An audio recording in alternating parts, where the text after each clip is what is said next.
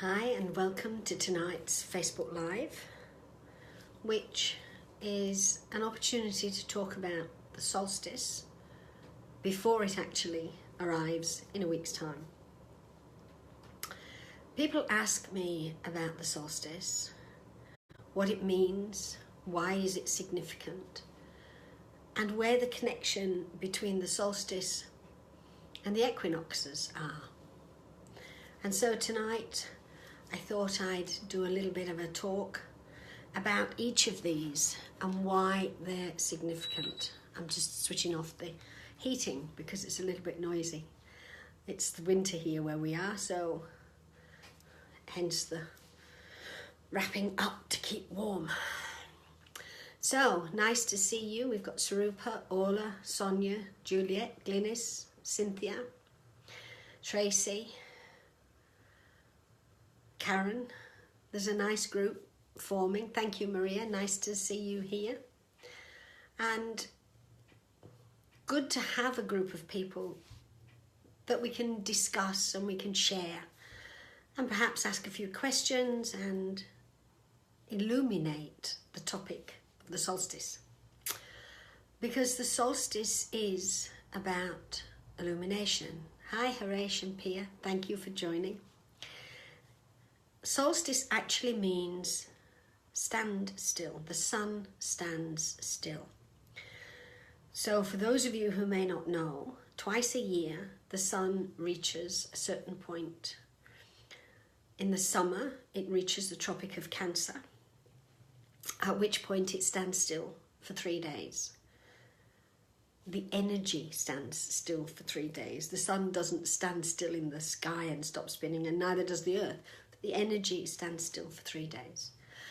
And then in December, the sun reaches the Tropic of Capricorn, which cuts across the top of Australia, and stands still for another 3 days. And that standstill is really significant because during that time, it invites us, it gives us an opportunity energetically to look at certain things that we want to achieve. And then as we get to the equinoxes, we arrive at the point of balance between the two. It's kind of like looking at a clock. And of course it depends where on the planet you are as to whether the summer solstice for you is in June or it's in December. There's no right or wrong. But wherever you are, the solstice in June is called the Cancer ingress. We all move in with the sun into the energy of Cancer. And at that time, we have light in the north, in the northern summer. We have full light to look at what family, tribe mean to us, whether we're happy, what's happening around us, whether we're healthy. We have an opportunity to look at whether our planet is doing well or not, and whether we are doing well by it. In the southern hemisphere, of course, it's winter, and so the light isn't very strong because the sun's in the north. And so for us at this point, it's about going internally. It's about going to our own light, our inner light, to ask the same questions. And then in December, when we have the opposition to this energy, we're looking at the aspirations that we've held through the year and how we're taking them out into the world, whether we're doing it on an internal or an external level. For me, the solstice, whether we're in the north or the south, makes no matter. It's a time where we celebrate light, where we celebrate the light in our world, in our lives, and where we have an opportunity to choose how we want to interact with that light. Next week, for the June solstice, Tony and I will be in the UK. So we'll be having a summer solstice, not a winter solstice.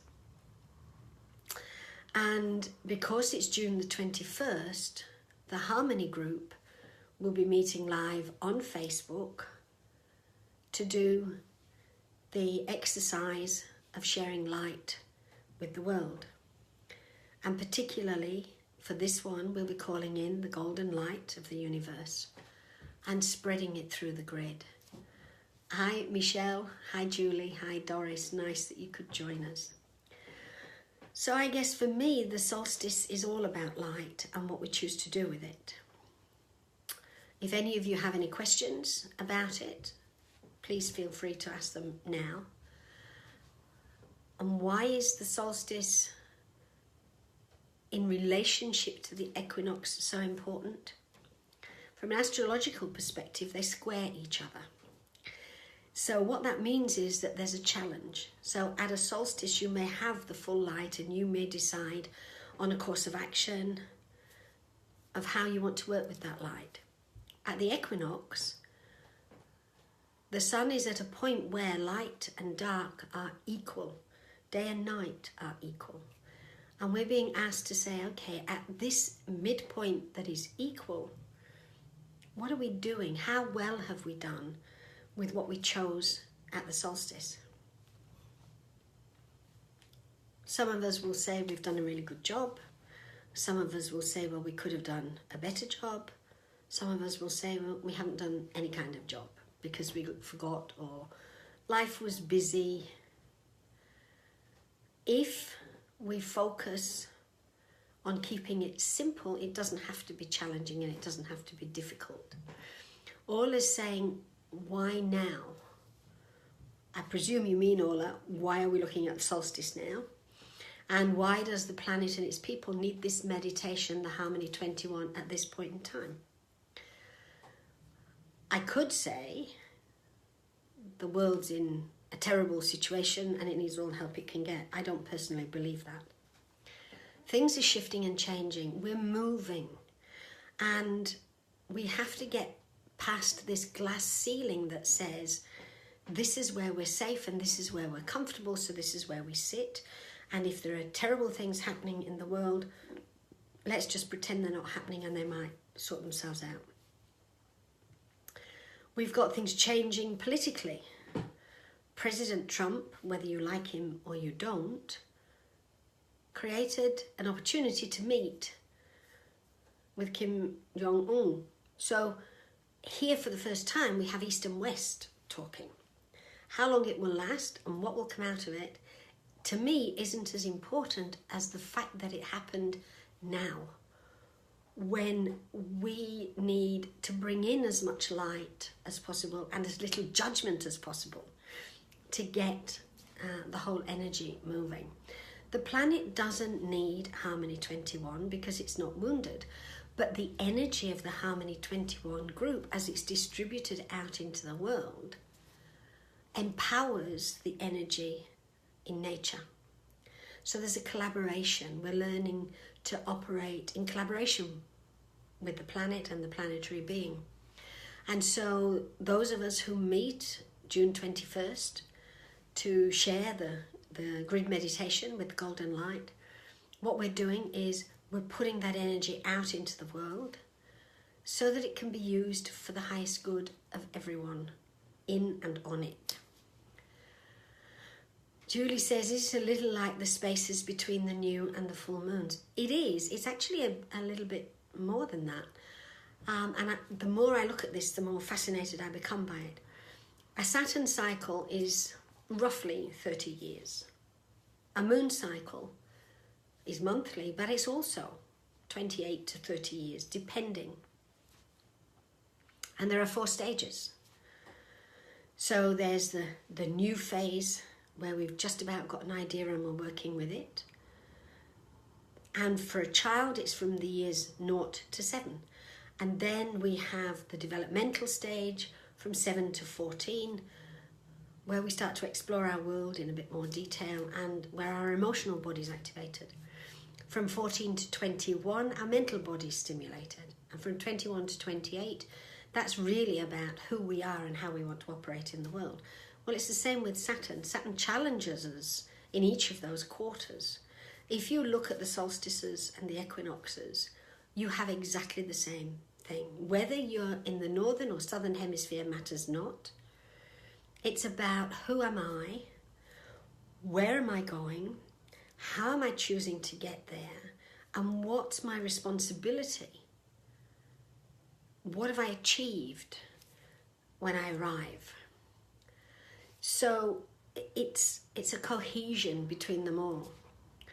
So thanks for asking that, Julie. Sarupa says, is it therefore a good idea, and I can't see that, let me pull it down, to set an intent during either solstice about how we are celebrating our light? I would prefer to suggest that at the solstice, you sit in meditation and you ask your guidance how you are to celebrate your light. Ask your soul or your higher self how you're to celebrate it, because your soul knows what your path is. Your personality may think it knows, but your soul definitely knows. So at the solstice, ask, so what is it that I need to do for my path now? At the equinox, you can stop and have a look and say, well, how well have I done? Do I need to do a little bit more, or do I need to carry on as I am? Thanks for that one, Sarupa. That's good. Caroline's joined and Jackie's joined, so nice to have you both here. Is there any other question about the solstice? While I'm waiting, I'll share a little bit more. The ancients celebrated the solstice.